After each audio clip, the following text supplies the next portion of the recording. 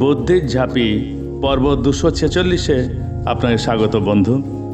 এখানে 3টে ঘরের 3টে ছবি আছে এবং একটা ঘর ফাঁকা আছে।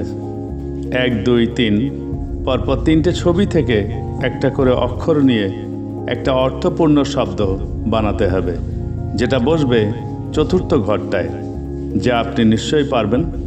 আপনি ভাবার জন্যে 20 সেকেন্ড সময় পাবেন। তারপর আপনি আপনার উত্তর কমেন্ট বক্সে লিখে দিন। আপনার সময় শুরু হচ্ছে এখন।